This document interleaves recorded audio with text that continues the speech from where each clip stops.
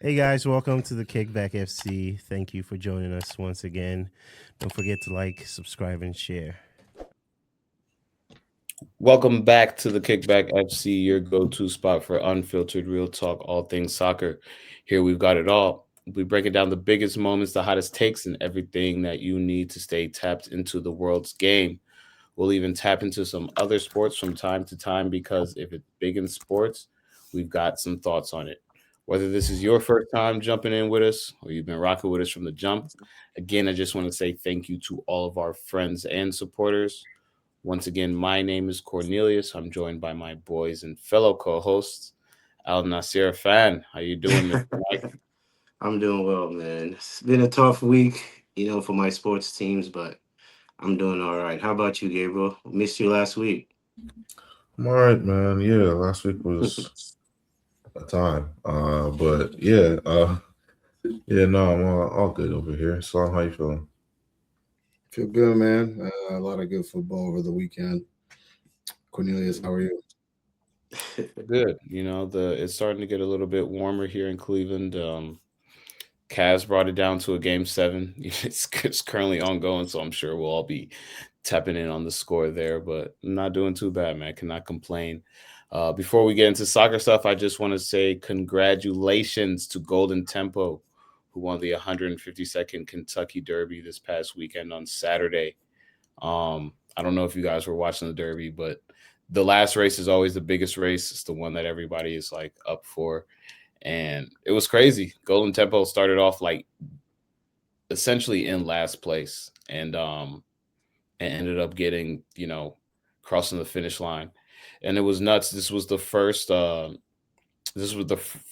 horse that a female trainer with a female trainer to win the Kentucky Derby in 152 Kentucky Derbies. And another crazy stat I saw that 19 out of the 20 horses that raced in the Kentucky Derby were all just descendants of Seabiscuit, who still currently holds the record for the fastest Kentucky Derby at like 1 minute 57 seconds or something like that. So just like two crazy stats, shout out to Cherie DeVoe. She was the trainer of the horse that won Golden Tempo. And then, Seabiscuit's still out here doing it. he said, my kids gonna be better than your kids. But yeah, man, it was crazy. My shout out to Lucas and Emily Gonzalez who had a little Kentucky Derby party for us. I did not win any money. They had like some squares. I was sick. My horse was in like fourth place, but it is what it is sometimes. But want to start off with a little Kentucky Derby factoids. But yeah, man, let's start with the MLS. Start on our home soil since we started with the Kentucky Derby. I do want to talk about some things around the league before we get into our Ohio teams. Inter Miami actually winless at their new stadium this year. Like Mike put in the notes, they blew a 3-0 lead. Yeah, 4-3 Orlando against Inter Miami. Mike, your thoughts on this match. 3-0 lead, and they just blew it. Orlando has been one of the inconsistent teams. We know, Griezmann is on the way, but they haven't really been a good team this season so far. They've been, they've had good games the last 2 weeks, I believe, but they haven't been one of the teams that I would think would be a team that would come back against Inter Miami. Um, it was crazy. Squandered a 3-0 lead. It looks like they just gave up. They just never thought Orlando had enough on them to come back in this game. And slowly, slowly but surely, second half, they got all three back and then got the winner. The other crazy thing is I was reading a little bit more into what happened with Mascherano. Apparently, whatever game they had, the game they played against the Red Bulls, there was an argument, and Wait, apparently, am I tripping or Columbus played Minnesota? yeah, they played Minnesota. Oh, okay, No, we're okay. talking about Miami right now. Inter Oh, sorry, Miami. sorry, sorry, Yeah, sorry, yeah, sorry. yeah. All right. Yeah. So we know that Mascherano just left, and the team spirit apparently has been off. And from what I was reading, I guess he and Messi's been going back and forth, but these guys are teammates in club country, so everybody just looked at it as nothing of a big deal. But I guess that was kind of the nail in the coffin when they lost against the Red Bulls. There was a huge argument, and apparently that's when he decided to walk away. So I don't know if that's affecting them on the field, but it doesn't look like the locker room right now is in a good space right now. So I think that might be affecting them. But to squander 3-0 lead with a team led by Messi, it's actually very disappointing and shocking. So I still think they're a good team to compete, but I don't know if they're gonna repeat as champions. I don't know if they can defend the Shield. I I think was gonna it'll say be that's fun. that's a fair point. I didn't know about the Mascherano news, so that Yeah, definitely going to affect that team, especially like you just said, especially when it's the leader of the team, Messi. A lot of people yeah, revere this guy, and for him to be maybe the reason why Mascherano left, or when, like you said, the nail in the coffin, that's always a reason to have a little bit of confusion yeah, and dysfunction in the locker room. So hopefully they can figure it out and start to put these wins, yeah. especially at home, together. Yeah, But especially at the new stadium too. You would think by now they should have a win to at least celebrate, the new stadium. But still looking for the first win at home at the new stadium. absolutely, you've also brought up the New York Red Bulls. They are winless in their last 5 games after pretty hot start. Salam, I know you were big on this team. Michael Bradley over there as well. What do you think's going on? Is it just the youth? Is the league starting to catch up with the youth, or do you think it's one of those blips for this new manager? No, I think, like you said, I think it's a little bit of both. I think, the league has more tape on this team. The inconsistency is always going to be there with a young team, with a young manager. But yeah, you're going to have these ebbs and flows throughout the season. So I mean, like, I'm not surprised. I mean, what was surprising, to be honest with you, was the start that they had.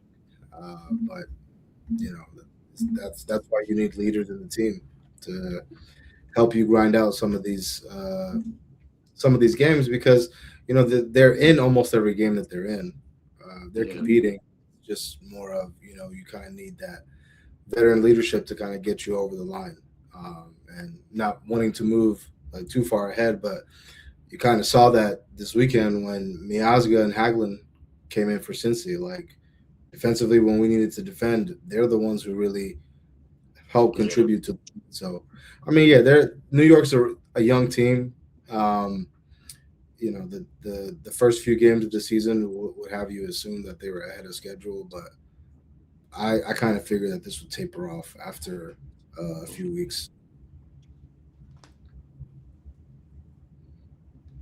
I like that. And then last thing I wanted to touch before we go over to our Ohio team, San Diego draw 2-2 to snap their 3-game losing streak. There was a controversial potential handball in on a goal scoring play, but 2-2 against the LAFC this past weekend, 9 games winless in all competitions for San Diego. Gabriel, I'll go to you on this one. I mean, we talked about this San Diego team a lot last year. Expansion team, came out hot, ended up making the playoffs, went on a little run, but ultimately fell short of getting to the Western Conference Finals. Um, what you think going on with San Diego this year? I think it's just a sophomore year slump. I think, when you are that new team and you come in and you do have, I mean, don't get it twisted. There's still a team that has a lot of quality. They're just not getting the results, if I'm being completely honest. But I just think sophomore year slump, and it's tough to compete in this league as a new team. There are some teams that they get a bit better, and this is still a team that's very, very new to the league. So I just think that they haven't had the same type of luck that they've had in the first season, like their first season. Not saying that it was just a lucky season, but I feel like the luck was on their side a little bit with these decisions and just some of the things in the flow of the match.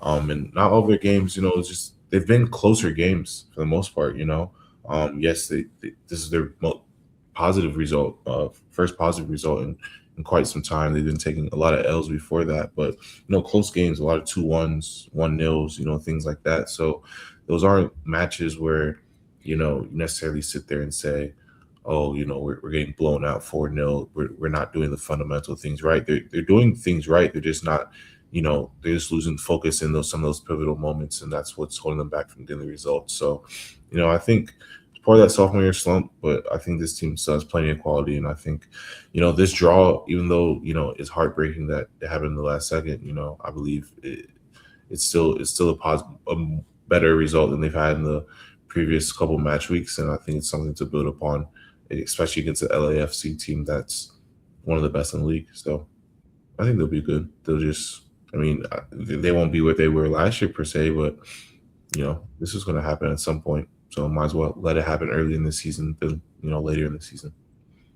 It's still early, but do you think this team can make a playoff push? Yeah, they can make a playoff push for sure. West isn't the East. I feel like it's where the bulk of the talent is in the MLS currently. I feel like the West is very top heavy. So if the quality that San Diego has, I think they can sneak their way into a playoff spot. Respect. Going to our Ohio teams, Mike. Right back on time. We start with the losers first. I was going to try to postpone and do a little bit of talking till you came back, but you came back right on time, buddy. Tell us what's going on in Columbus, because go up 2-0, then 3 unanswered by Minnesota to lose 3-2. We were kind of talking about it in the group a little bit, but what went wrong, honestly? I think defensively again we got kind of I don't know, sloppy again. Uh, two what do you call it? Set pieces. 2 goals from set pieces. I feel like all 3 goals were kind of similar, and it was so disappointing because we've had a good 3 games going, and we were going for the 4th game, the 4th win in a row. Uh, I think the last 3 games have been at home, so we've picked up kind of some confidence. We picked up a little bit of a momentum, and I thought maybe this game was going to put us in a good position. You go up 2-0, and I want to give a big shout out to Habrun, because by the week he's been just growing in the game. He's becoming one of our top players this season so far, especially in the midfield. And I want to give him a lot of props because game to game, I feel like he's improving each game. But I'm gonna go back to our back line, and this is no shade to them. I feel like the last 3 games they've played very well. These are guys that, like I always said, they've been good service men to us, this Columbus Crew team. But I think when the window opens, we have to explore, center back options because these guys are a little older. The one of the goals was a header against Morera, and Morera is, he's a vet now. He's been really good for us in all our championship run. But I mean, he just couldn't get up. The guy got up on him and just headed the ball over him. So it's like some of these are just like things that I feel like we can change if we actually want to get something out of out of this season. So this game was just very disappointing, especially at home. You go up 2-0, with the way the season started, the fans are behind you, and then it just seems like everything just fell apart. Um, I've seen a lot of good things happening. I've seen signs of a good team. Gazdag, I feel like I need more from him. Arfstein has been stepping up. Picard, another great game from him. But overall, we need help, and this attack needs help. This defense needs help, and Austin stepped up. I would like I said earlier in the season, continue to be more direct, and I feel like he's doing that. But overall, Henrik Rydstrom is doing his best. It's been a tough start for him, but I think this team can still go to the playoffs. We can still get something out of this season, but we will have to, explore improving that back line because the age on the back line is too much, especially the 2 guys paired in the middle with Camacho and Morera. But overall, disappointing game. That's a good assessment. I agree with you on the defensive side. 3 goals in 15 minutes. It's just one of those things where you don't want to blame the back line, but those things just can't happen if you want to win, especially when you're at home. So Exactly. and these guys are the vets on the team, so you kind of expect them to, hold themselves to a higher level. Not saying that they don't, but it's just like you kind of have to realize, like, guys, we're dependent on you. You guys are like the vets. You got to step it up. Yeah, I agree. On the flip side, Cincinnati was able to deliver with a 3-2 win, and away from home as well. Evander hat trick, capitalizing on the red card from the other Crazy. side there in Chicago. You know, he's back. He's back. Yeah. How do you feel about, his performance and then just Cincinnati overall these last few weeks? Man, I mean, as far as like his hat trick, it was his first career hat trick. I mean, props to him. I thought he had No a really way. good That was his first career hat trick. first career hat trick Wow. in the MLS Congrats. anyway. That's big. So, but no, as far as the game, I mean, I knew this game was going to be tough. This is a tough Chicago Fire team. Last week I praised the back line for, stepping up. It was a makeshift back line and they kept the clean sheet. Going into this game, I knew it was going to be tough. Chicago Fire is one of the top teams in the East, in my opinion. So, to go into their house and to get the win was huge. I mean, like you guys said, Evander's hat trick. I mean, since he's come back from injury, he's looking a lot more comfortable week by week. And that was, on full display this past weekend. The young guy in the back, Shirilla, man, like that's a young guy back there. And he's making it very difficult for you to put him back on the bench when all the first team guys come on. But I thought he played well. Valenzuela in the midfield, he had a crucial interception that led to Evander's second goal. And then, the last place that I really wanted to end with Cincy was Celentano, man. This guy, wow. You took single-handed, not only won us the game. Obviously, Evander's goal, it was the goal that, won us the game. Mhm. But, bro, called upon in the 90th to prevent Hugo Cypress from getting his hat trick. Yeah. Man, what a clutch save, bro. What a clutch save. And then, Evander was able to capitalize on the other hand. But no, man, I mean, to get a win like that away from home, a man down, this is another game where a man gets sent off. That has to stop. But as far as Celentano goes, man, like I don't know what he has to do to get a serious consideration for this national team. Yeah, I I will was say actually going to ask you about that. no. Do you think I he would should say go to the World Cup? I think he definitely should be in consideration, man. Like I just feel like they keep playing around with him, like he's not one of the top keepers in this country. And then, and I will go.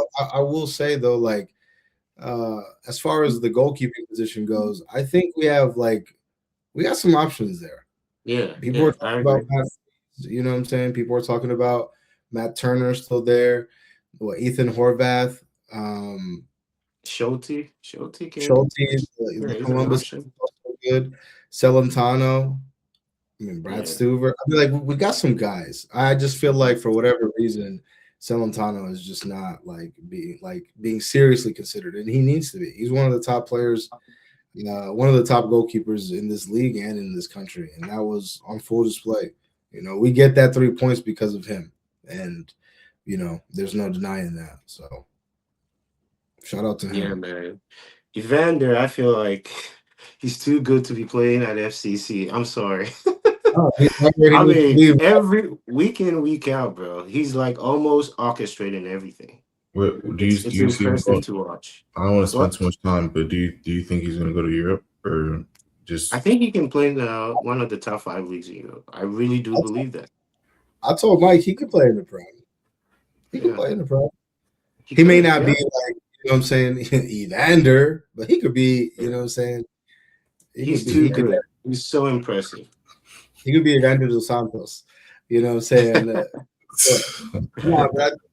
No, he's a good player though, bro. He's a good player.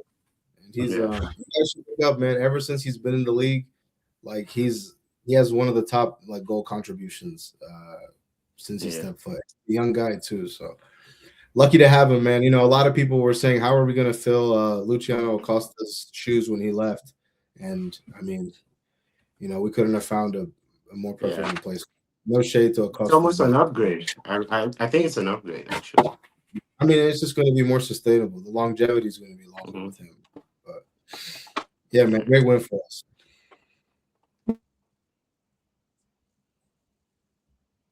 So that's Battle of Ohio is going to be big. We got I don't want to call it Hell is Real. I'm gonna call it the Battle of 71 coming up here this month. The first of the two fixtures. So I feel like this is a time where you guys need to start getting your momentum going. We will be breaking for the World Cup. So I feel like this May is very important, for a lot of teams to get some momentum before you break for a month or so, just so you go into this break having a little bit of confidence when you come back that, we had something good going, and you can continue to get wins. But switch over to Europe, before we talk about the Premier League, there were a few things that I did want to touch on in Europe, and just abroad, honestly. But Inter Milan win the Serie A, getting their 21st Scudetto. So just wanted to say shout out to them, congrats to them. This Inter Milan team has been one of the better teams in Europe in the last 5 years. I believe this is their second Scudetto in the last 5. We know what they've done in Europe in the last few years as well, making it to a Champions League semifinal. This team has been very, very good. I want to shout out their manager as well, Christian Chivu. I feel like he came in and did what he was supposed to do. This club wanted to go back to the top. I feel like in Champions League, they didn't get to where they thought they could be, but first year winning a Scudetto, shout out to you, man. Just wanted to shout out Inter Milan. And then another big, you said what? He used to play for them too, I'm pretty sure. Yeah, he's a club legend. Yeah, man. I remember watching him play, bro. And now he just man. Kivu, now he's the manager. It's crazy. Yeah. We're getting old, man. Sure. Yeah. Speaking about getting old, Ashley Young announced his retirement. Yeah. Man, I'll just hand the floor to Salam, since he was one of the old guard. Pace and power, PMP. So I will say this, man. A lot of people may remember Ashley Young for what he did at United, but bro, Ashley Young at Aston Villa was a dog. He was an absolute beast. And he obviously did so well that he ended up getting the move to United, and I would definitely played a big part in us getting that Premier League title. But definitely of the I wouldn't necessarily consider him a streets won't forget type player, but he low key. He's a streets won't forget. He low key. People gonna forget about Ashley Young for low key, bro. That thing about I guess so. Yeah, you're right. His type of player profile is kind of dead now. Like there's very few of him left, like James Milner, Ashley Young type of players. Yeah, he was like all around, like bro. He was taking free kicks. He was scoring from free kicks, like. You know what I'm saying? Yeah. The free kick that sticks out to me as a United fan was the one against Arsenal. Yeah. But definitely, man, is one of the legends, I would say, really, for sure.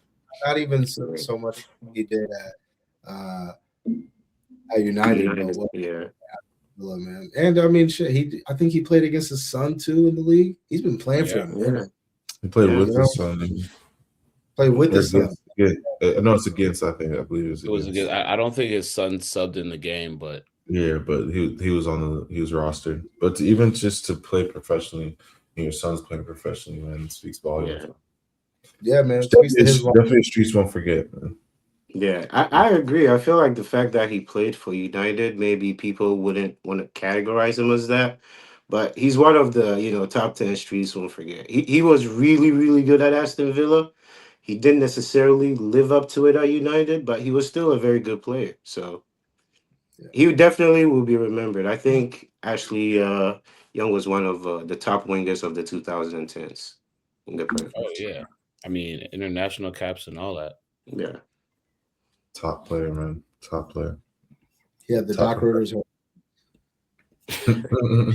Yeah, they were talking about that on socials. They were like, Ashley Young, one of the only intentionally bald guys that's played in the Premier League.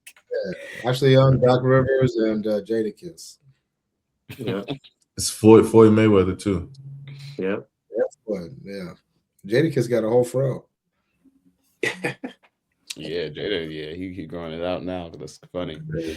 Shout out to Ipswich Town as well, promoted back to the Premier League. You know, they said we want to be back up there with the big boys.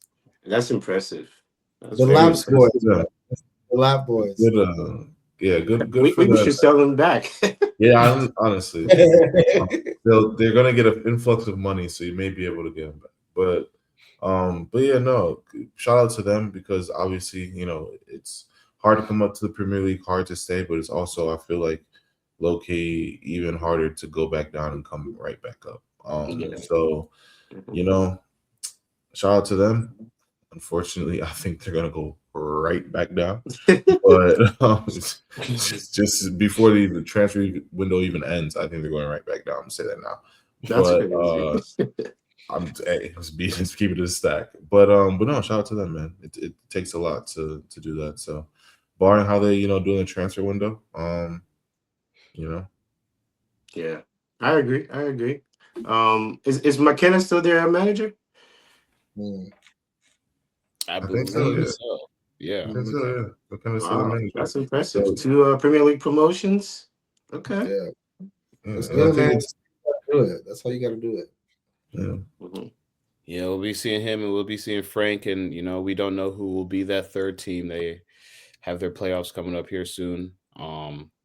Unfortunately, it won't be Wrexham. They just missed out by 2 points on the final day. They lost, and Hull City managed to win, so they did not get the allotted points to get into the top 6. But honestly, for them to have gotten 3 straight promotions and now be in the championship, just missing out on, that playoff promotion spot by 2 points. Hats off to that Wrexham team and what they're doing over there. This is what they're able to do. And I said I don't think they'll be able to get promoted right off the jump. I thought it would take them, I said within 3 to 4 years, but they're already on track to potentially be right there next year. So, shout out to Wrexham and everything they got shaken at it. And for being real, man, Wrexham can be Wolves, bro.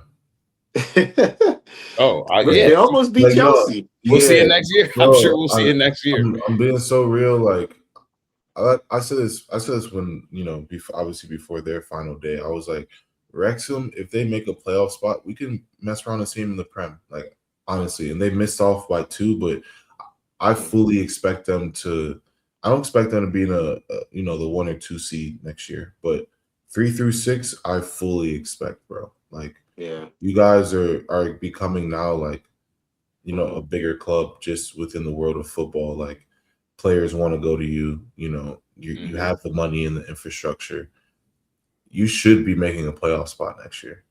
Yeah, you really should. I think, bro, if they signed just one defender, a proper center back, like Virgil back in the day. Like, I'm not saying he has to be that caliber, but just a proper center back, bro.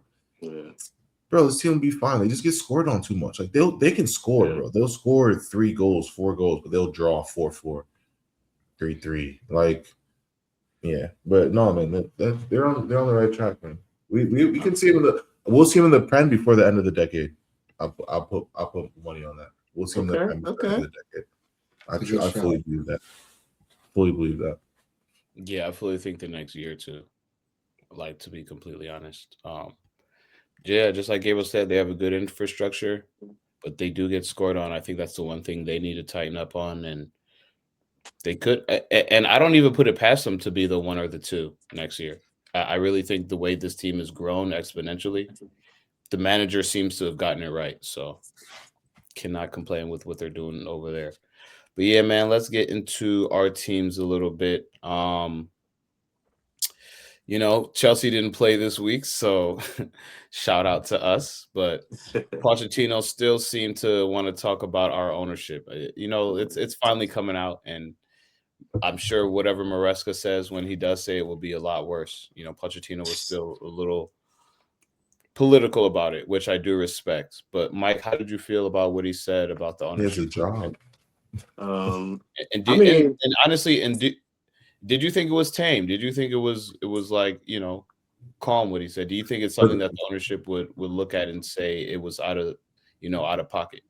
Also, no. just for the people, yeah. Can you just say what Pochettino said, just for the people that don't know? So Yeah, can you he explain was that? he was pretty much saying that uh they have a vision of, what do you call it, developing all these young guys together, and he agrees with that vision. He said yes, it's a great decision, vision to have, but he said you can't keep changing managers and changing players constantly year in year out. You're not going to have consistency. You're not going to be able to build something by changing a manager every year. Every manager is going to have a different vision.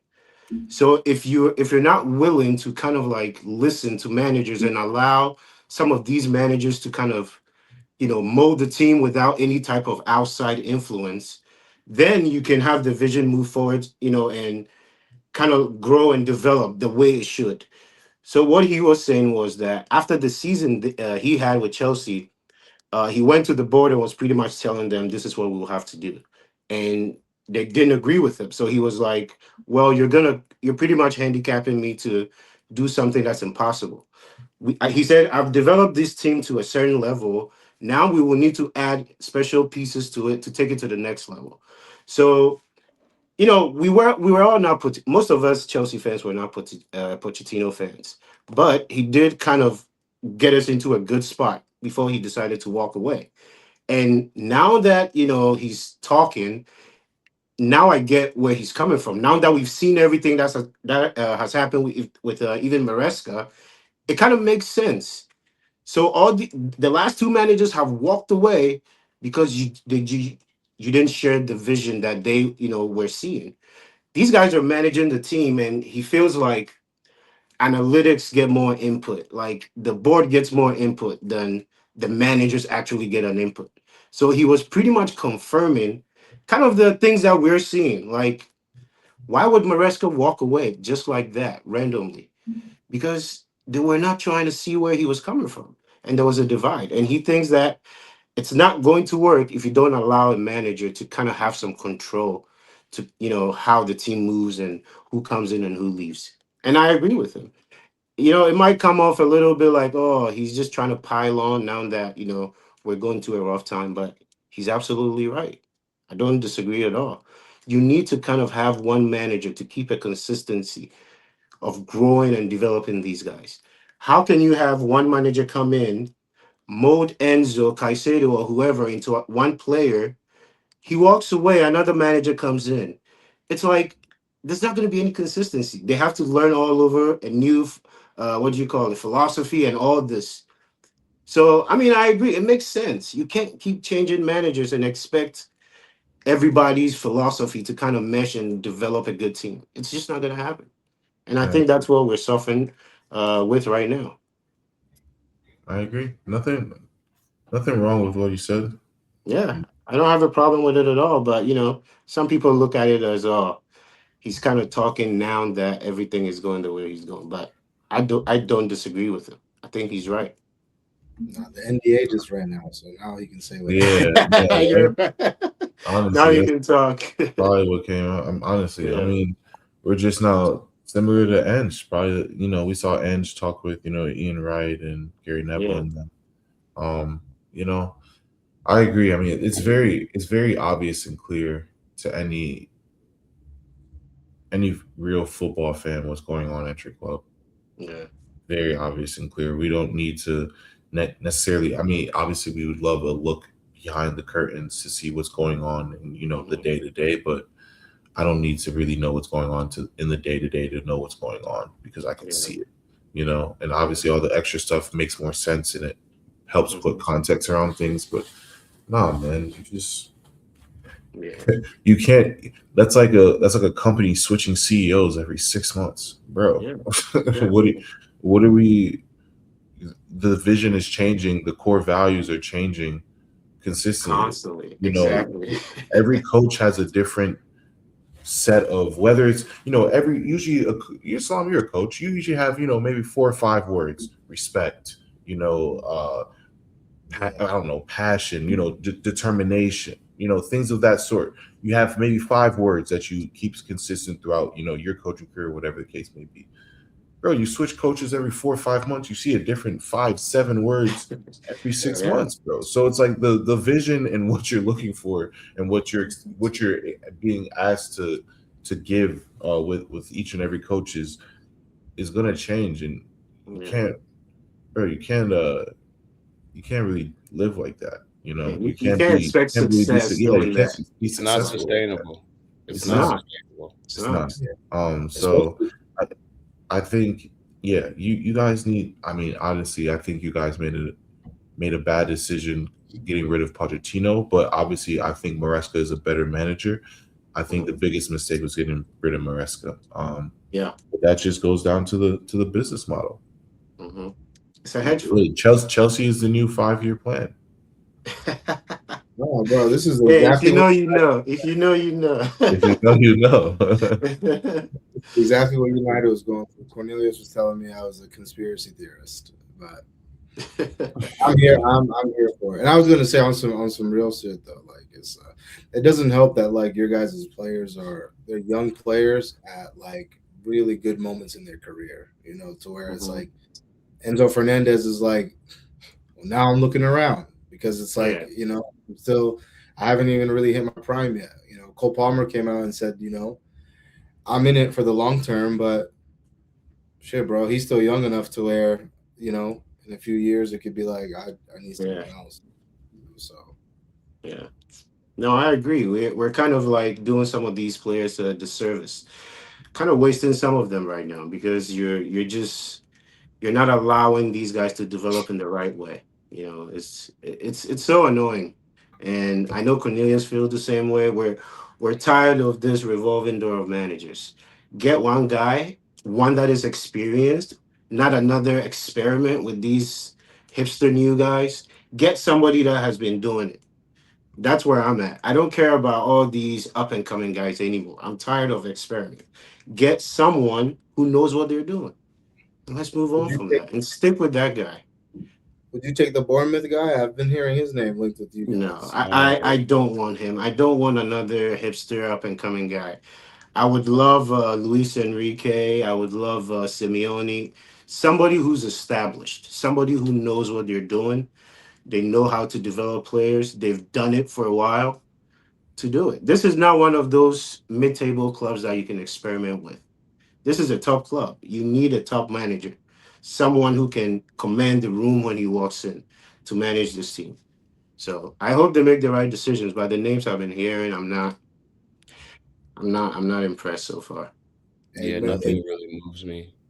If Abramovich was here, Simeone would be like, wow, that'd be a great. He'll probably bring Tuchel back. Nah, Tuchel's too German. He's not coming back. We did him too dirty, bro. They got their standards and morals. He's not coming back to us. Yeah. But no, man, let's move on to Manchester United beating Liverpool. Game of the day today. Big match. It had implications for both teams, especially as they're looking to potentially get that European spot. We know that there will be the top 5 spots going to Champions League next year, but with the way that the table might shake up, you never know. And so going into the last 3 or 4 matches, you want to make sure you can secure. I need a max win, secure max points. And that is exactly what United did today. Shout out star boy Kobe Mainu for the game winner. But this game had a lot. 2-0 going into halftime, and then within the first 10 minutes it's 2-2. And so this was one of those matches where obviously the game plan shifted. Salam, how do you think that the boys fought back, and what does this win show you about your team?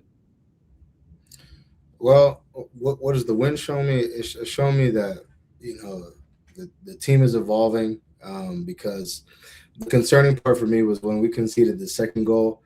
I was like, man, if Amarim was here, or even when Ten Hag was here, I feel like we wouldn't have gotten 3 points today. I don't even think we would have gotten a point. We might have dropped the game. But overall, I mean, aside from the two mistakes, and the two mistakes is really what they capitalized on. I think we dominated the game. I think if Ahmad doesn't turn that ball over and Maguire doesn't get burned by Soboslai, like that doesn't, you know what I'm saying? Like we don't concede that goal. And Lamens has been great for us ever since he's stepped foot into the club. But that mistake was a mistake, a costly mistake that cost him a goal that ultimately can't happen. But overall, man, I felt like we were just a better team, man. I mean, Liverpool, it was, especially when you look at where both teams are at, like we have a little bit of momentum. They're not. They've been inconsistent all year. And to be honest with you, no Salah today. I really wasn't concerned with their attack. I didn't think that anybody was really threatening from their part. But I think that really more so speaks about where they are as a team currently. But for us, I mean, as you said, Kobe Mainu, star boy, I mean, secured the 3 points for us today, secured Champions League for us. After a week of him signing the contract, that's huge for him. And that's, a player that clearly we can build around. Like he has to be the centerpiece, one of the centerpieces of our midfield, I believe, going forward. But Bruno is 2 assists closer to breaking the record and having that the all-time assist leader. Sesko, I mean, could have had 2 goals today, but it is what it is. Aiden Heaven, bro. I can't speak enough of this guy, man. This guy is game after game, man. He's making it really difficult for Michael Carrick to not start him every game. I know Lissandro's back into full training, but to be honest with you, bro, as it stands, like Maguire and Aiden Heaven are our best center backs. And Euro came on. Euro came on at the end, and I'm looking at Euro. And I mean, it's a good problem to have, but it's like, man, I was really looking at Euro the way I'm looking at Heaven now. Like, man, you're going to be the one that you're the next guy for us. And thank you, Arsenal, man. 1 million. That's the best bit of business I think we've done. Bro, I was actually like, I'm not gonna lie, that was one academy youth I was sorry about. Like when I'm not gonna lie, when Cheeto left, I wasn't really tripping. If I'm being so honest, like I've seen it before with we had Balogun. He was the Premier League leader. He was scoring all those goals in the Premier League 2. This and the third. Cheeto, same thing. When Cheeto went, I wasn't really tripping. But when Heaven went, I was like, dang, bro, because I saw him in preseason. I was like, same thing when I saw with Nwaneri. Same thing with Lewis Skelly. I was like, bro, this guy looks ready to play first team football right now. Like right now. And I'm not mad at him for taking his opportunity, He knows there are 2 guys in his position that are not in their primes, but are approaching their primes and are playing on their national teams. They're not leaving anytime soon. Guys have been signed as well. So I get it, He has an opportunity to go play first team football, and listen, man, he's taking every opportunity as well. He had a little bit of a rocky start, man, but nah, man, I think this guy is quality footballer. He's going to be very, very good for you guys. And yeah, I think by next season, next season will be like a breakout year for him. I think he'll establish himself in this 11, barring, any injuries or anything like that, man. He's a quality player, bro. Real quality. I hope so, bro. I hope so. And I think you're right. And I really need Euro to step up, man, because I'm like, that's the tandem. You and Heaven. That's what we need. But lastly, I just wanted to say, with Michael Carrick, I mean, listen, you secured Champions League football. Everything that we've asked you to do, you've done at this point. Like first 2 games were against Arsenal and City, and here we are now, months later, you've secured Champions League football. He's making it difficult for the people making the decisions to not pick him. And to be honest with you, like, I mean, I've said what I've said in previous episodes. Like, I think if, like Mike said, like, these jobs are big jobs. We can't just these gambles they're big gambles, you know. And I would hate to be in a position where it's like everything looks good now, but like what happens when the games double? You know, what happens when you're away at the Parc de France and you're going up against Luis Enrique, and you know you have to make changes. And I don't know, man. In some of the games that we've lost, it's been like I just felt like, you know, that senior manager really would have affected the game. But I don't know. I don't know if bringing in an assistant would help him, but it's making it very difficult for him not to get the job. Because at this point, I'm like, damn, bro, I might even pick you over Nagelsmann now, man. The players clearly buy into what you do. Yeah. They clearly believe in you. And that's not like, you know, this wasn't like Ole where it like, you know, with Ole, I don't know if you guys remember, we went on an 8-game winning streak, and then when we tapered off, we tapered off. But with this, I mean, we're only playing one game a season, but when the games double, what happens? And it just if we miss out on these top managers, where does that put us? It's another gamble. I agree. I agree with everything you just said. I have a question for you. If Bruno breaks the record, is he the PFA Player of the Year this season? I'm not gonna lie, bro. Yes. Yes.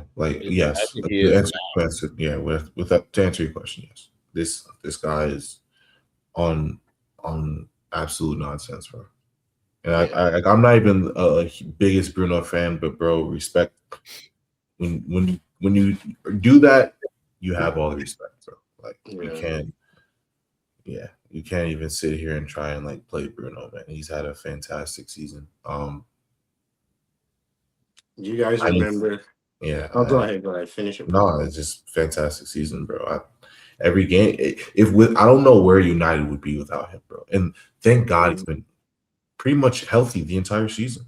Like he really hasn't had like any major injuries, nothing like that, bro. If he was not playing, United, I don't know where you guys would be. Not saying you would be 16th or anything like that last year, but you guys aren't third. That's for sure. You guys are definitely mid-table, 100%. Like you guys are fighting with Fulham. Seriously. No, seriously, you guys would be mid-table, 100%. Yeah, Bruno has been fantastic. Because Player of the Year. Go ahead, Mike. No, I just think it's crazy. You know, United was ready to sell into Saudi. Like it just blows my mind. I remember we did an episode, I think in studio, and I was defending him as Bruno is a world-class player to me. And I feel like this season he's kind of showed everybody why, you know, he's a world-class player, why he's a big player for United especially. So I don't know, man. I still don't know if he's the Player of the Year for me, but when I look around the league, it seems like he's the obvious option. Who would you have over him? That's my struggle. I don't know who I would really put over Bruno right now, but it just doesn't also look like it's him. But I don't know. It's so hard for me to look at the league and be like, wow, Bruno is the best player this season, but he is having the best season. Bro, I have such a shout, but it's only if certain things happen. So I'm not even gonna say it if I'm being honest. But I have such a shout.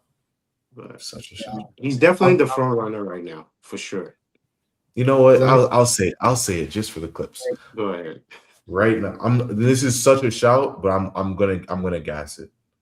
If we win the Champions League, I'm just saying, I'm just putting it out there. If Arsenal wins the Champions League, and we win the Prem,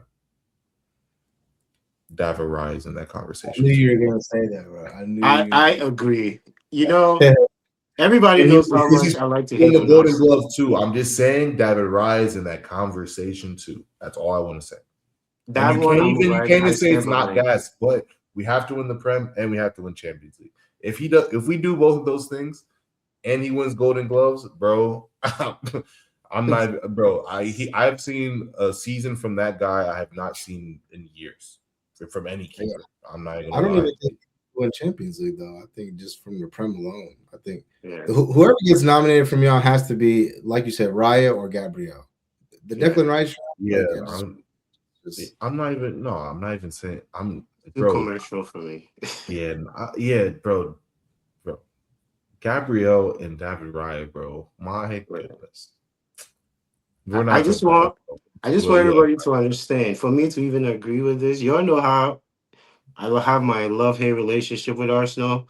But I agree, man. Raya just be pissing me off with his saves. Because some of them you will just think it's impossible, but he gets a hand on it somehow. And I'm just like, bro, this is too much. And this is happening pretty much every game. So I agree with that shot. Yeah, but that was my shot. But no, I agree, man. Bruno is world class, without a doubt. This season to improve it. I don't know what else he has to do. If I'm being honest. If he has a chance to win a World Cup this summer too, bro. And Portugal's side is looking even more and more dangerous, man. If he wins his World Cup, Ballon d'Or, bro, what? Quick. That's my team for the World Cup, Portugal. Yeah, Mike, you and I have a side mission this summer, man. We got to see him out, man. They gave it to Lionel last time. We have a mission. Yep. No, that's funny. That's a great place to end it, with the United talk. And, it's always nice when all the teams win. Chelsea didn't play this week, so we don't have to bring it down the vibe check in the room. But Arsenal with a massive 3-0 win, welcome back Saka. Came back with a goal, came back with an assist.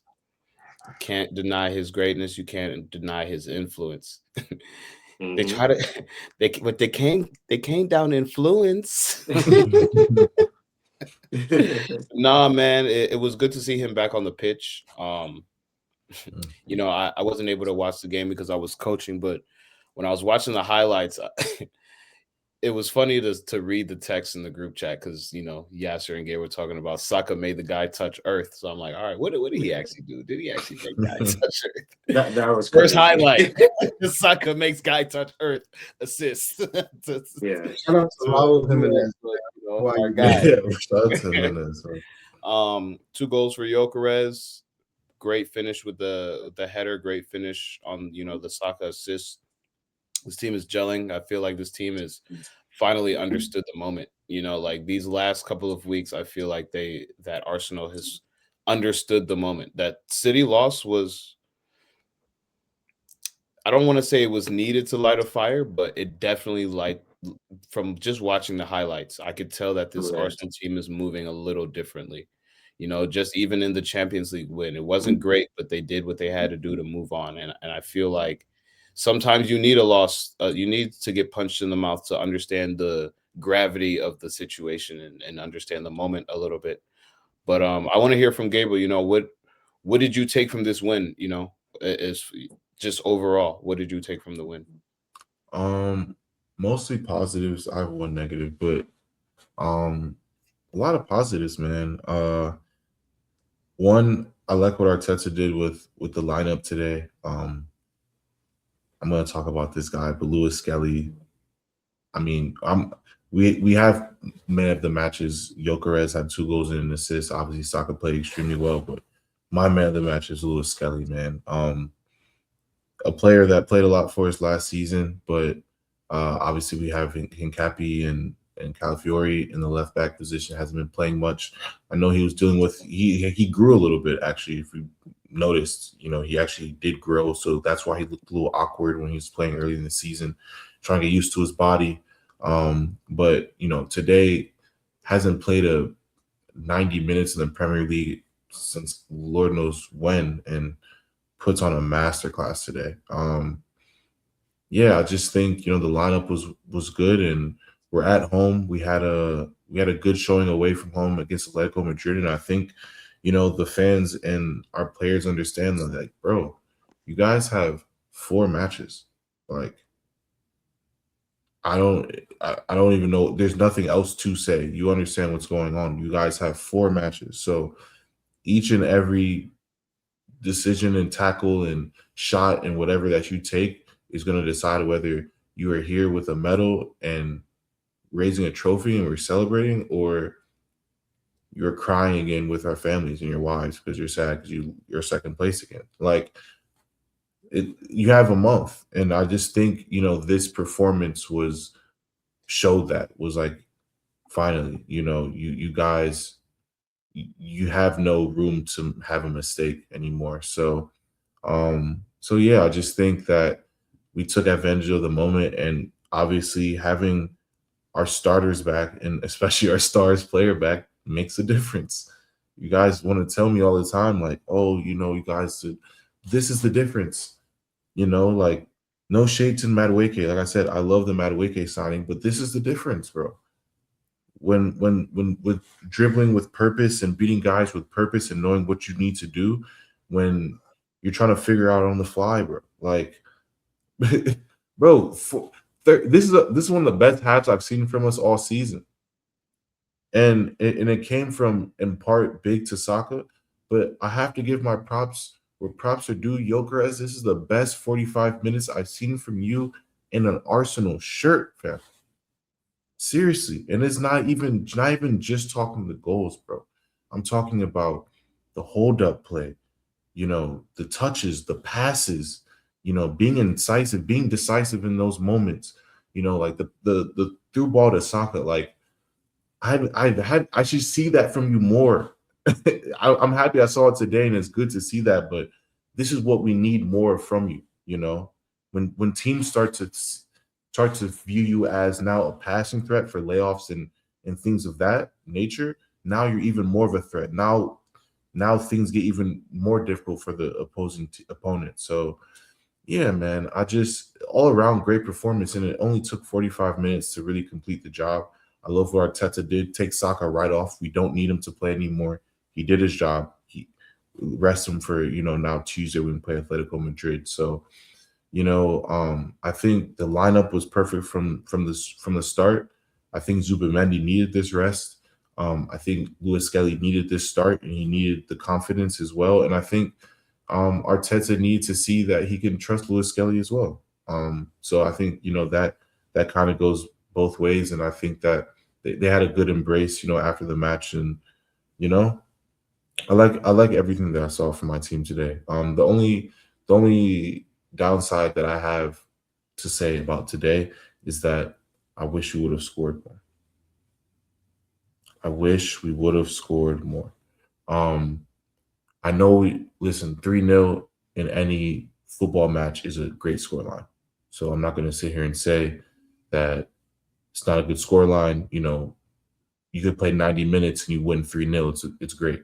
We got 3 goals in 45, bro. I want to see the kill mentality, especially when guys have to remember, bro, we're in a title race that literally might come down to goal differential.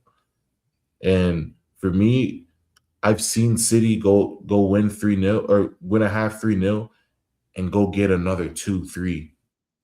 Go win 5-0, go win 6-0, go win 7.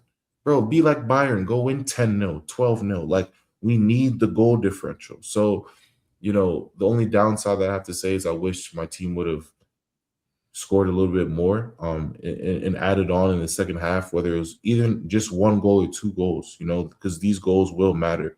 I think we're up 4 goals on goal differential currently, but City has 2 games in hand, so they can get those goals back. So I wish we would have taken advantage of the opportunity, especially when I feel like, Fulham, man, we do good business. They have Smith Rowe, Iwobi. They had I think they had Reece Nelson for a little, or no, maybe Reece Nelson for a little bit. Just they rolled over for us, get us 3-0, let us go. We have a job to do, but yeah, no, man. I think this is exactly the performance that we needed before a huge match on Tuesday. Again, I think it's perfect that it's at home, and we get to have a great performance. Everyone gets to go right down the road to their houses, sleep, prepare for the next matches, and Tuesday's again another massive day. So yeah, I have no complaints about today. Only I just wish we would have scored more. But outside of that, huge props. Everyone did their job. And Gyökeres, for the first time this season, bro, I've seen you where you've needed to be. I can't stress that enough. Like, the first goal he scored by Saka today, how many times have I seen Saka cross a ball and it literally goes through the whole until literally the whole other flank because no one's running in. I've seen it countless times, bro. Countless from both sides, not even just Saka. Trossard too, or whoever's playing on that left side, countless amount of times. And it's so easy, bro. Gyökeres, it's literally so easy. What you did for the first goal today, I promise you would be sitting on maybe 25, even closer to 27 goals if you were just in that position for the first 10 to 15 matches. But it's all good, man. We have it now, and he had a good game today. So happy with my squad today, and we move to Tuesday. Simple enough. You know, before we get away from the Premier League, Spurs 2 in a row. 2 in a row. Spurs move out of the relegation zone as they get a massive win over Aston Villa, while West Ham failed to get a dub, big 3-0 loss to Brentford this weekend, and now drop back into the relegation zone for the first time since January. Wow. Salam, I'm going right back to you. Your Spurs, man. They listening to you. They said Salam got our back. Nah, I did. I do. I mean, like I said, man, like I know week to week, it's, we come on here, we have to react to what's going on. I never believed that they were one of the top 3 bottom teams. I knew they weren't a good team by any means, but I that was the most. I'm sorry, that was the most fraud way to say that. The top 3 bottom teams. That was so fraud. Yeah. That was so fraud. I'm sorry, I just had to say something about that. But continue, bro. That's fair. They weren't one of the bottom 3 teams in the league because Wolves obviously are where they are. Burnley, another tough season for them. West Ham, deservingly so. I feel like that they're here. I knew that Nottingham Forest would fight their way out. Marinakis got them incentivized, so that they would find themselves out. But nah, this Spurs team, man. I mean, like I said, bro, like they got too much talent to just to kind of go away the way that they did, and I think also too getting guys like Pedro Porro back, like some of their guys on their back line, I think helps because that was their biggest thing, not being able to keep the goals out. But I think that they're going to stay up, and I think that West Ham, unfortunately, is going to be the team that goes down, and it's unfortunate because I like what Nuno's done. Nuno was in a tough position. You went from one relegation side to another. It just maybe that's your level. No, I'm not going to say that. I like Nuno, but I take that back. Actually, nothing against you, Nuno. It was just a tough position, but no, I think Spurs stays up, and we're going to look back and being like, oh, it was funny. They were flirting with relegation, but I don't know, man. There's too much money invested in that team for them to go down. I mean, that truly is fair, and honestly, this is one of the first matches from Spurs that I've in a long time like watched the full 45, or sorry, not full 45, but the full 90. And they actually like from minute 1, bro, they were on it. Like, Yeah. they were. I mean, even the commentators were saying all throughout the match, like, bro, where has this been all year?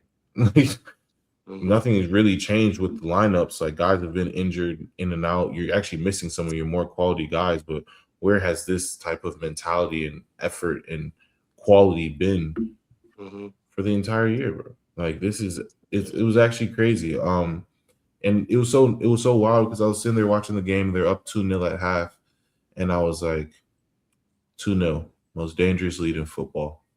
I bet you Aston Villa's at home. Unai Emery makes some changes at half. I bet you that it's 2-2 by 70. And they ended up winning 2-1, but the goal came in the dying seconds of the match. But no, they actually held their own this match, and very honestly surprised, but quality win by them. So I would say, Spurs definitely have the more favorable match or favorable last 3 matches between them and West Ham. West Ham have to see Newcastle. They have to see us next week at home, but just go ahead and roll. Declan Rice needs. We got you guys a trophy. We need ours. Please, please move aside. They see Newcastle after that, and then I think they see Leeds at home for the last match day, and then Spurs. They see Leeds next Monday. Not tomorrow, but next Monday. Then they see Chelsea. Then they see Everton. They have 2 home games. So and West Ham, I think they have 2 home games, but their matches are just a little bit tougher. I feel like so. Yeah. I don't know. I just feel like Spurs it has an easier route, but I don't know. They can, bro. Football is unforgiving, man. I can still see it. I can still see it, and Spurs has been a team that's been. You got to think about it. Spurs has been terrible at home this season. Yeah. Away from home, been great. Yeah. Not great. True. I mean, I say that they've been better away from home than they have been at home. So, are home games a good things for Spurs? I don't know, because they're gonna. I feel like Spurs are gonna feel more the pressure at home than they do away. Away, they have their fans and whatever, but at home they go down 1-0. The fans are tense in the stadium, feeling weird. You feel that on the pitch. Things can get a little mucky, you know. So I don't know. It's listen. This last 3 weeks is going to be extremely interesting, and I'll be watching obviously both sides of the table because I have interests on both sides. Both sides of the I was gonna say before we move on the flip side, man, Aston Villa, man, they have to figure some things out, man.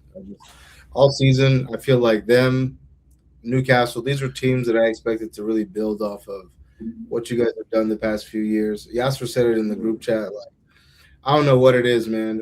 Unai Emery, I think, needs like an assistant manager to come in and see out the last quarter of the season. He does everything right for 3 quarters, but when that I'm not gonna lie though, but this match I feel like he's saving himself for Europa League. Yeah. Because they made 7-8 changes they made 7-8 changes to the lineup. Like they're and McGinn is injured as well. So like I don't know. I feel like they're really just trying to win Europa League. Like Unai Emery, he's won it before. He's putting his stock into that. And I feel like for the most part, he has Champions League locked up.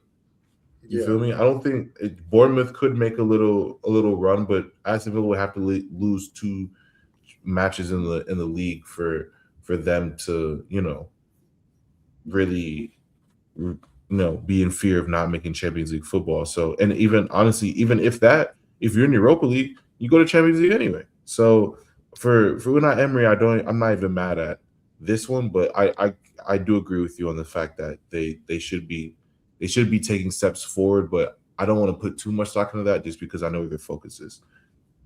Yeah, I mean, I think it's a big week for them. If they don't win this Europa League, if they don't make it to the finals, they're now out of the top 4. So it's going to be interesting how they finish the season. But this game at home, I wouldn't say was a great idea to just not even win it, because if it was away, I would understand. But this is a game at home against a struggling, Spurs team. I feel like you got to take care of business there. You know what I'm saying? But I also understand you have a big week coming up. This could really decide their season and next season. So that's what I said. I'm not even mad at you might as well put all your stock in the Europa League, because at the end of the day, all you're fighting for is Champions League. So if you win the Europa League to draw against Nottingham Forest and you win, and you win the Europa League, then you're in Champions League. And then if you don't, if you go to the final is the final. But at that same time, Bournemouth's 6 points behind. They're even on points with Liverpool. And Champions League, there's going to be 5 spots from the Prem this year. So it's like, chances are we win at least one of these games. If we win one of our last 3 Prem games, we get Champions League football.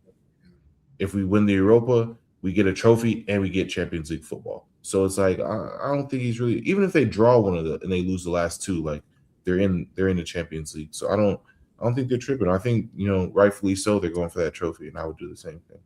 Yeah, and to back up Gabriel's point, this is a team who was in sixth place last year, missed out on Champions League when it came down to the last day. Chelsea overtook them, and so this is a team that wants to play Champions League football. They're showing that by one, being in the top 4, top 5 for the majority of the year, and also being in a semifinal against a team that probably they've underperformed against in the first leg.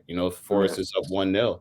So I think Unai is putting all of his eggs, at least this week, in the Champions League basket. To Gabriel's point, if they do win, then they're on to a final in Europa League. If they lose, then they know, okay, we have 3 weeks to now get at least 2 points so that Bournemouth can't overtake us and we're still in Champions League. So when you look at Unai, what he's done over the last 2 years, I can't say that they've taken a step backwards. I actually think that they've taken a step, maybe not a full step forward, but definitely in the right direction. They're in a semifinal in Europe. They're also still in the top 4, top 5, so they're still in the European spot. With all that's gone on this year, I really can't complain. I think that Villa has done a decent job. Yeah, speaking of Champions League, but before we get into the Champions League,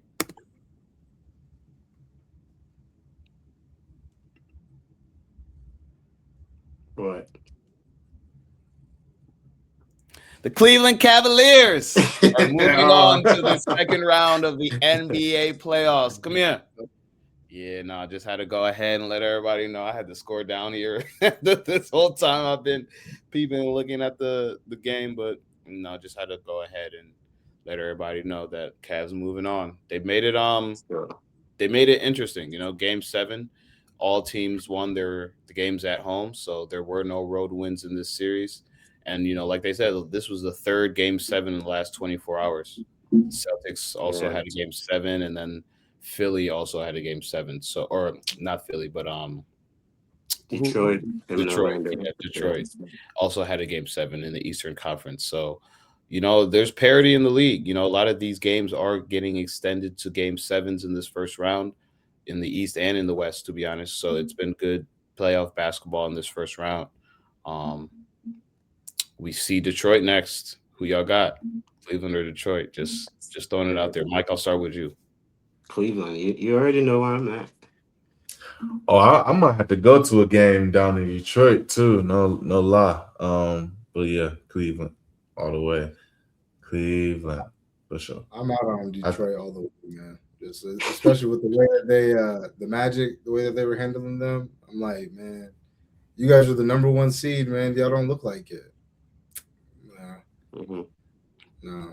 I got the Cavs. I got the Cavs meeting. I don't know if it'll work out this way, but I got the Cavs meeting the Knicks in the finals. Yeah, okay. I like that matchup. I like it. Honestly, I think it favors us because I feel like our soft big men are better than their soft big men. So I feel like who's your soft? They got Cat. We got Jared Allen. Like, like we have Mobley. Who else is on that side from the Knicks? They have Julius Randle. Julius Randle, I ain't gonna lie. What's his name? Mitchell Robinson. Mitchell Robinson. OG plays OG real. I ain't gonna say OG not soft, but well, I feel like our matchups are good, but yeah, no, I think the Cavs will beat the Detroit. Detroit definitely has that comeback factor, like we do as well. But I think experience will help. Will let us beat Detroit. If I'm being honest, Detroit hasn't been in this situation in a long time, and they don't have the experience for real. And they are good, but like you said, Salam, that first series against Orlando, I'm like, y'all are very, yeah. We can handle that. You gotta be prepared to fight. They got who they got over there. Yeah, no, Mr. Crash Out himself, Mr. Real Zaragoza keeper. You thought he was that? I'm dead. Yes. No, I agree with y'all, but I do, Gabriel, to your point about experience, I do hope that we don't lean too much on that experience and that we kind of take the game to Detroit, because I mean, Cavs, we've known for these second round exits. Last year, if you look at what the Pacers did with Halliburton, he didn't have much playoff experience and he just, rose to the occasion. So I feel like we need our big players to play big, kind of like Yeah, they I did tonight, agree. and kind of just outmuscle them a little bit. But I'm about to look up no Detroit tickets. I'm like the slide. but no, man, let's get into these Champions League quickly and wrap up here. Arsenal versus Atletico Madrid, 1-1 in the first leg. Both goals were scored on penalties. Gabriel, give us your prediction for game 2 and just a little recap of game 1 if you can. Game 1, I said in my reaction, just listen, I'm anytime you go in the Champions League away and you get a result, it's positive. You get a draw, you get a win, especially when you're going back home, it's positive. Yes, we could have won it. I think the PK at the end should have been given to Eze. I think the PK on Ben White was very suspect as it hit his shin before it hit his hand. But hey, it is what it is. 1-1, everything to play for, and we're at home. So I feel very confident about this match. Again, Saka's back in our lineup. I have no fears, bro. Like, Eze's our starting 10. I'm good. I'm honestly I'm okay, man. Yeah, Do you have a score prediction? Score prediction. Honestly, I think I'll win. I think we'll win 2-1, 3-1. I think they will score one at some point. Just because I think they're a quality team. I think they'll get one here or there, but I think we'll score first and then we'll put ourselves in a little bit of a situation and then get out of it. I'm being honest, but yeah, 2-1 Arsenal, 3-1. Champions League final, hopefully incoming. Inshallah. Take the under. Take the under is what I'm gonna say. I'm telling you. Hey, I wouldn't be surprised if one of these managers say, "Hey, we're gonna win it on penalties." And that's my favorite Arsenal. They're my favorite Arsenal, to be very honest with you. But the thing is, I don't think that's not the mentality we're going. I don't think that's the mentality we're going to go in because we're at home, bro. If we're away, sure. We're at home, nah, bro. I can see us being like, hey, let's end this in 90. We're not trying to go into overtime. But they have the experience. Aggressive? You think you're gonna be aggressive? Yes, I think we're gonna come out very aggressive. You have to. Very aggressive. Very. Yeah, I can see them being like, we're gonna play chess the whole time. If there was a goal, I'd probably see a goal in the second half. I don't want to unveil my lock, but gotta pay for that. So follow us on subscribe to our Patreon. Yeah, very interesting. Second match, boys. This the Bayern Munich has given us their last two matchups. Bayern Munich has just given us straight cinema. And I do want to talk about this game a little bit before we get into the predictions. Paris Saint-Germain versus Bayern Munich.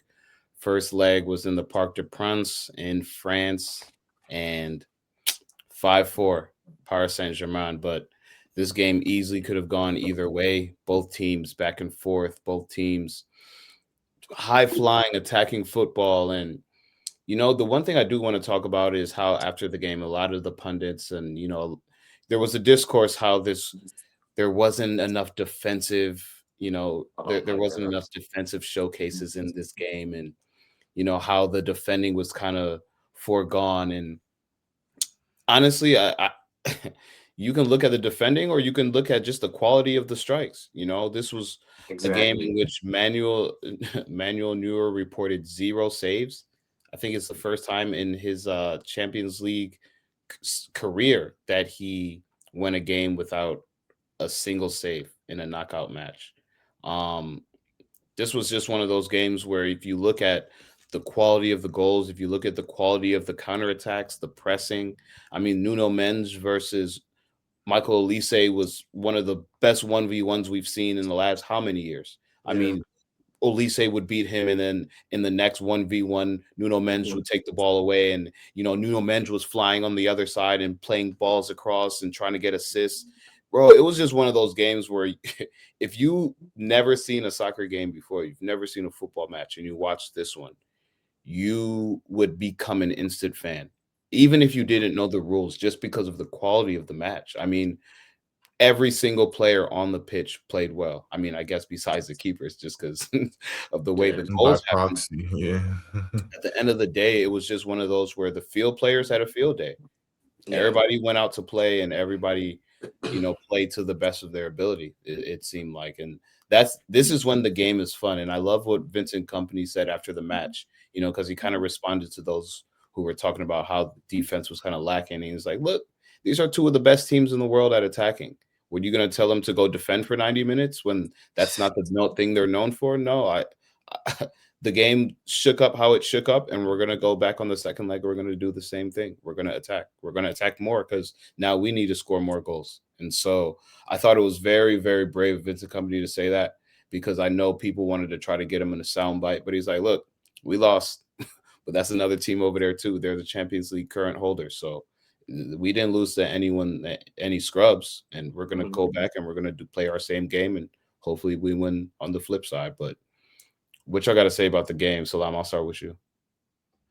No, I mean, I think you said it perfectly. I think as a neutral, it was an exciting game to watch. I mean, I don't know. I said going into this matchup, I thought Elise and Nuno Mendes was going to be like one of the big matchups to watch. That's arguably one of the best wingers in the game going up against one of the best outside backs in the game. And I think, like you said, Cornelius, I think that they went kind of, Elise would take a swing and then Nuno Mendes would take a swing. They would kind of get the better of each other. But the game was exciting. I kind of, going into this next leg, I kind of favor Bayern.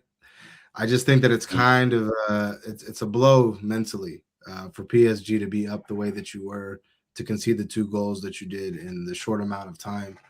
I think that, I think it's tough, especially Bayern going back at home. This is going to be a tough team to watch. And, the thing with Bayern was, man, too, is like, I always, like, I was waiting for them to, like, when are they going to slow down? Surely they're going to come up against somebody, and it's, these goals are going to dry up. But, you put up 4 goals against one of the better back lines in Europe. I mean, this is setting up for a good second leg, but I don't know, man. I got Bayern. My heart says PSG, but my mind is telling me, my wallet is telling me Bayern.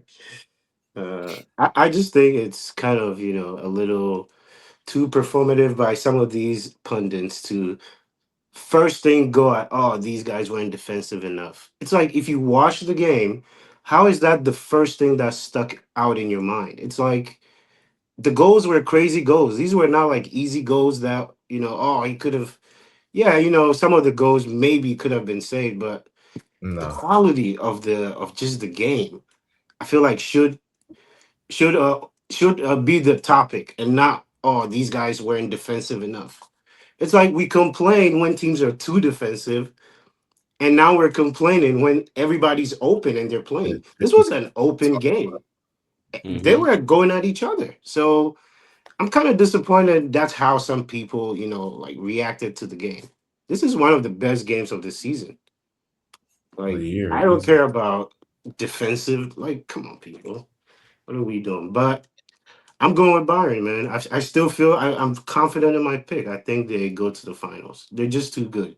I feel like PSG having the home game advantage kind of helped them, in terms of like the emotions of the game, because Bayern was up and they had to come back and win that game, 5-4. But I think going home, Bayern will take care of business. Yeah, I just I want to go Bayern too. Honestly, I'm not even about to pick a side, bro.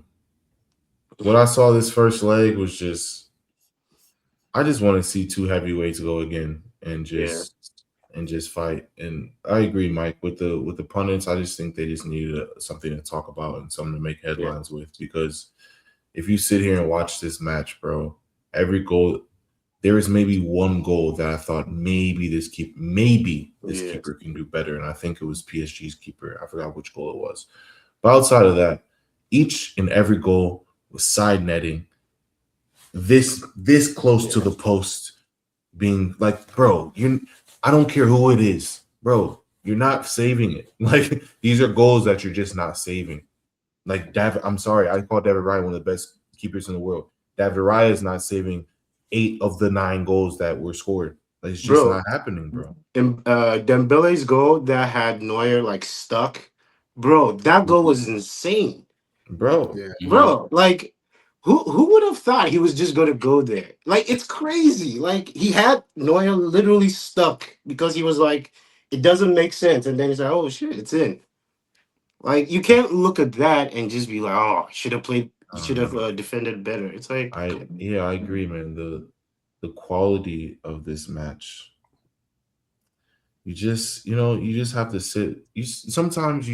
People should just be quiet and just sit back and just eat popcorn, drink their tea, and just enjoy. Because these matches we get very few and far between. We might get a 2-2, 2-3. We saw 3-2 today. United and Liverpool, and that was a very exciting match. Great match to watch. Yeah. But 5-4 with teams of this stature, you really don't see in the quality again. Of the goals is insane. The quality of the goals and of the teams, of the players. The mistakes were very minimal.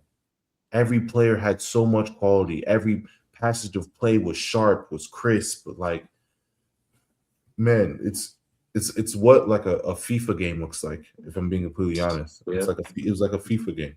So man. I think that game would be fireworks, but yeah, I just want to see a good match. I don't know who's going to go through. I'm not even trying to put a prediction on that. Luis Diaz goal, I remember. I was like, wow, Luis Diaz. Yeah. Another goal. Man. Yeah, he's another one of them ones, man. But yeah, man, good talk, good episode. Right before we get into our predictions, this came up in our pre-talk. Ronaldo currently at 970 goals. Will he get to that golden number of 1,000? Plays for another year. I think in the next year he will. If he plays for another year, yeah. I mean, he's going to anyway. Yeah. That's the thing. He's going to. It's not like he's not gonna not play. He's gonna play for another year. He wants to try to play with his son, and his son. They're seriously considering. I saw a report that they're seriously considering bringing his son up to the first team next year. So it'd be a Browning situation, lituation, as I should say. And who knows? But yeah, I think he'll get to that. Yeah, he'll get to it. Yeah, I think even at this stage of his career, he can still get 20 goals in the league. It's just career goals, right? Just all time, all comps. Yeah, yes. He's definitely gonna. They've been playing well too, man. I don't know if you guys have just kind of pivoting away. Like, I don't know if you guys have heard, but the drama that's been going on over there with Tony and. Just all those guys, Demiral, like it was crazy, man. Like they, I don't know.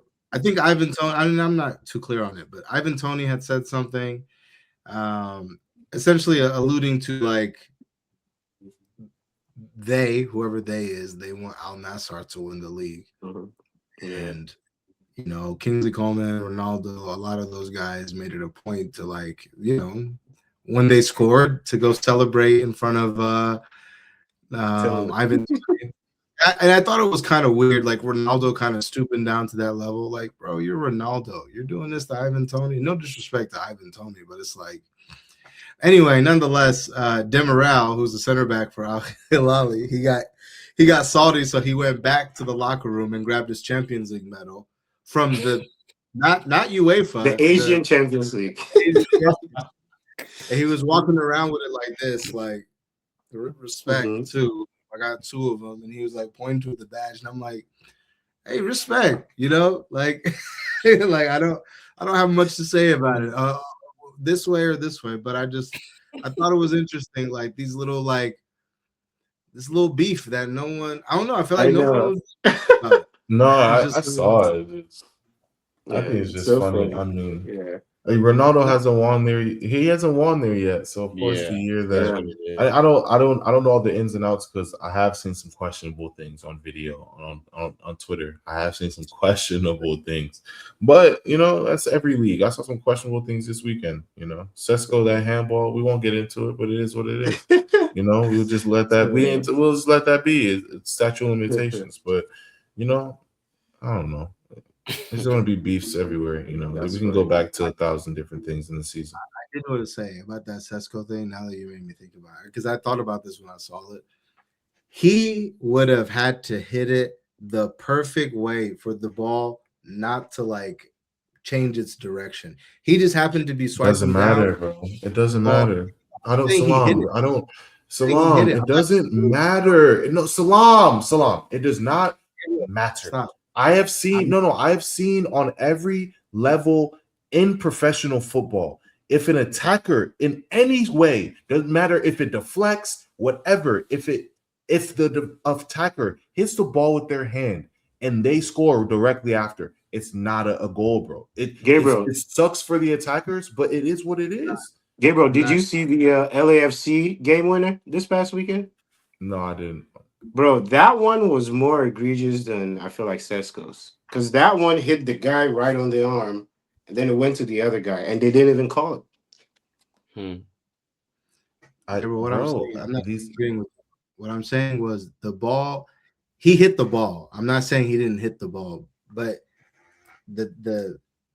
he hit so talk about after that. Where the ball didn't even, because typically if the ball would hit the ball would it would change the way that it's spinning a little bit. Yeah, he just so happened to be putting his hand down, and I thought it was interesting that because he hit it. I'm not saying he didn't hit it, but that boy hit that. He hit it so clean that the ball didn't even change the trajectory of the way. Listen, Salam, I agree, but all I'm saying is the letter of the law up until this point has been, if attacker touches the ball in any way with his hand and they score, it's not a goal. And I think that sucks for attackers, because in situations like this, that shouldn't be the case. But here we are arguing that this shouldn't. I'm saying it shouldn't be a goal because I've seen it, bro. Arsenal has had the same thing. Oh, it hit their thigh, then it bounced off a smidge of their arm, and then they scored, and they've taken the goal away from us, bro. And I'm like, are you serious? That's absolute nonsense. It's not going to change anything. But that's the letter of the law. So I don't think, for the same thing for LAFC, if that's something similar happened, it shouldn't be a goal. Yeah, like I said, I'm not saying that he didn't hit it. I'm saying he did handball it, but I'm just saying that he did it so we got away with it. We got away with 100%.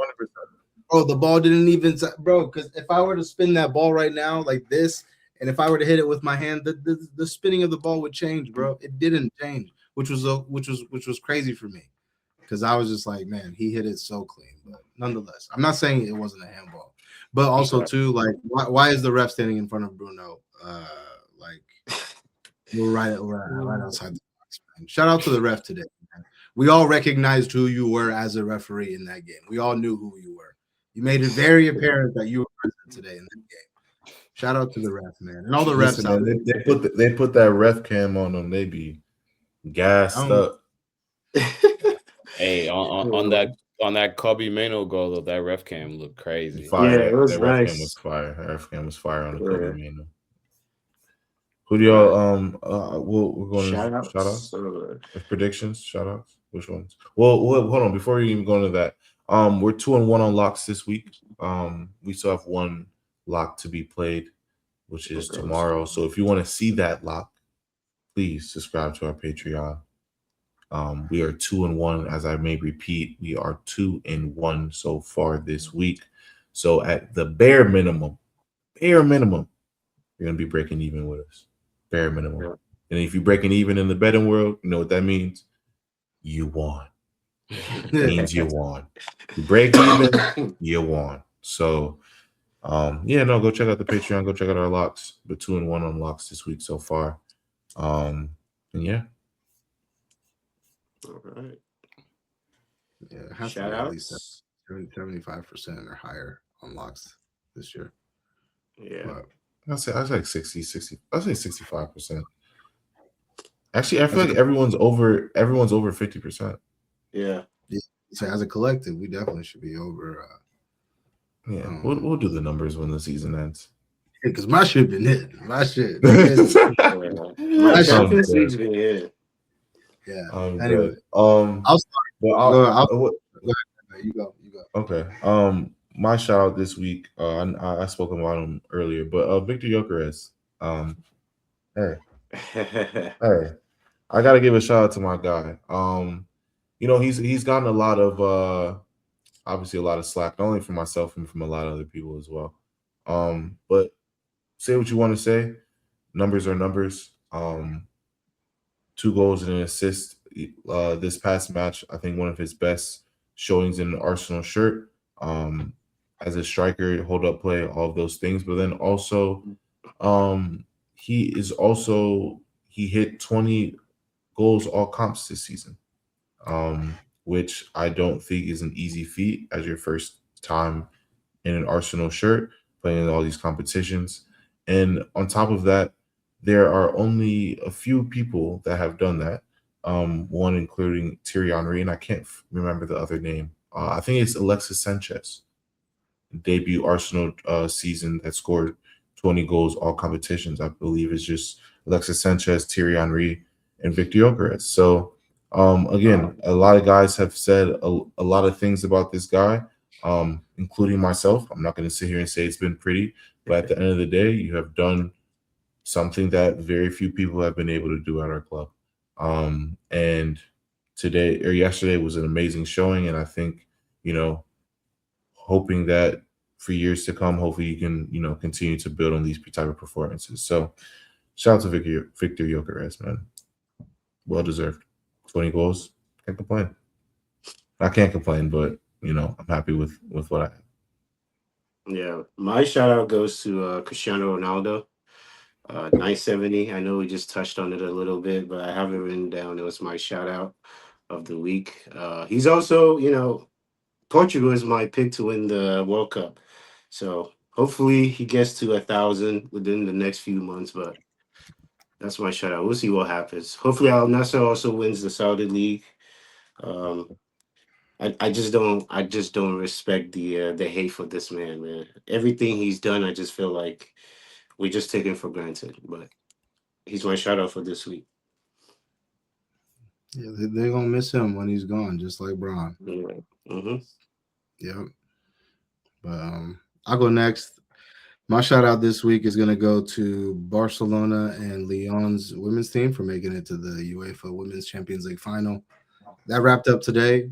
Lyon knocked off Arsenal, and then Barcelona knocked off Bayern Munich. This Champions League season has been fun, man. It's been a lot of fun, man. United has really had a resurgence. They did really well in the Champions League. So it was really nice to see that. And then just following the tournament overall, I mean, Arsenal and, Chelsea had their matchup with the Giselle Thompson hair pool. But no, man, I think both of these teams, deservingly so, are the best 2 teams in Europe. I mean, Barcelona looked to add another Champions League title to their resume. And then on the Lyon side, you have a lot of, I would say, legends, definitely. Lindsay Heaps, Lily Johannes. Maybe not so much Lily Johannes as a legend right now, but if Lindsay Heaps can get a Champions League before she comes home to the NWSL, I think that would be huge for her, man. And that's another, that's an all-time great right there. So shout out to them, man. Should be a good final. It's a good one. My shout out is FC Thun. Newly promoted to the Swiss Super League this year, they captured their first trophy in 128 years. That's crazy. I think it's crazier than when Leicester won it. Wow. Because this is a team that literally was promoted and won it their first year in the top flight of Swiss football.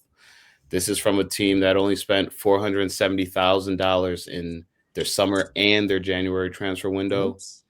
This is from a small town, only 45,000 people. Their stadium's only 10,000 people, and they've never won a trophy in top flight in their history. So Just super crazy for Bro, this that team. We're city about to must see them in the be Champions League so next year. lit. They're gonna be Like, in Champions this League. is, like, usually we see Basel, we see one of those teams. We're about to see FC Thun. So they're definitely Bro, that's it, bro. Whoever's on that squad, you guys are forever good in that hood. bro. What? It's funny. I saw someone on X that like their social media sent out a post that said, "Hey, everyone that wants to go to the team store, the owners actually bought everyone that works for they brought all staff vacation in Ibiza for the next 5 days. So he's like, we won't be back till Wednesday. We see y'all then. I mean, but we gonna see y'all think, then. You think about it, bro. They spent $470,000. Gotta think about it, bro. That's crazy. How much do you even get for just being in the Champions League first round or just off of TV deals, bro? I don't know. This team, dog. You even seen FC Basel? Nah, this team might be FC Thun making Champions League regularly now, just from this because they win money from obviously winning the league. They're going to get money from Champions League. And now the way Champions League is set up with the actual league and not just you have a group and not just there's more matches. So there's more TV time. There's more screen time. Bro, these teams about to get a bag. Don't let them make it out. What? Don't let them get a playoff spot, bro. Let them play a Man City or I don't know, whoever, bro. They could play a Celtic and they're going to get some more notoriety from that. Yeah, shout out to them. That's a great shout, bro. Shout out to them. Come United. I'd love to see that. Yeah, I'd love to see them in Champions League too. Clean up, quick 10-0. What? But yeah, that was crazy. And then one last announcement before we get out of here. Special announcement for Cleveland Soccer. Cleveland Soccer Group, which unveils the brand identity for Northeast Ohio's first ever women's professional team. It's a story about stars, a club that aims to be the North Star here in Cleveland and in Ohio. Athletes rising from our own backyards today and leading them across the country. The next generation that we intend to keep us inspired right here at home in Ohio. The Cleveland Astro will launch as a founding club in WPSL Pro and compete in a brand new downtown Cleveland soccer stadium here, arriving at such a big defining moment. It's going to be one of 3 new women's pro sports teams debuting in Ohio across 2028. As we announced last week, the Columbus group, the Haslam group, will be getting a NPSL team. Sorry, I was looking at NPSL team. Right, yeah. And then Cleveland was also going to be getting a WNBA team here in 2028. This will be the second soccer team announced this year from the Cleveland Soccer Group, as we already announced FC Cleveland, Forest City Cleveland, who will be in the MLS Next Pro next fall. So big stuff happening up here in Cleveland. Super excited that the Cleveland Soccer Group was announced. The women's team that was initially what they wanted to bring to the city with the NPSL team. Ultimately lost that bid out to Denver last year.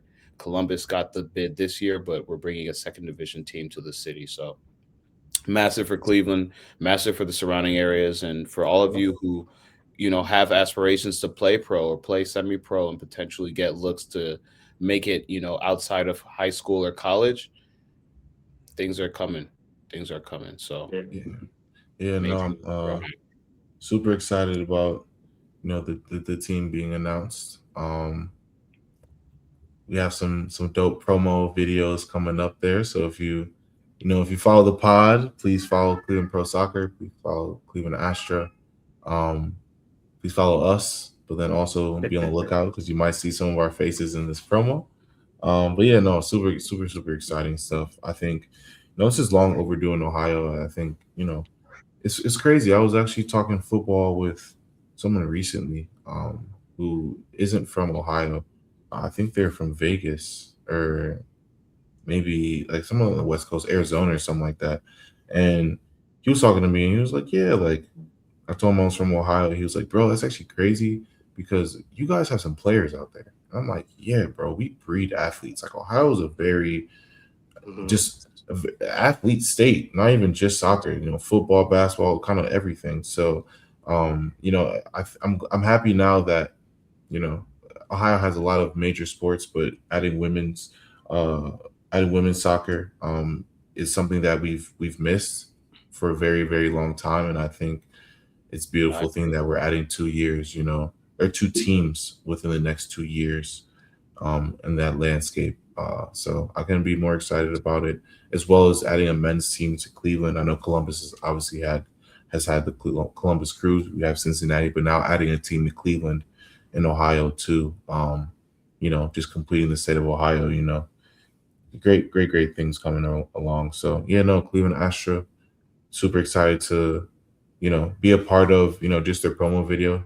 Shout out to Cleveland Pro Shocker. Shout out to Michael and Gina, and Noah as well. But you know, super excited to just see, you know, how everything comes to fruition over the next 2 years, because, you know, it'll be 2 years until we see their first match, and there's going to be a lot of, you know, in between, but it'll all be beautiful work, you know, until that moment when, you know, they're at the new stadium and they have that initial song and the initial, you know, inaugural match and all of those things. So, you know, shout out to them. It's super exciting times in Cleveland. And like you said, Cornelius, man, Cavs just won.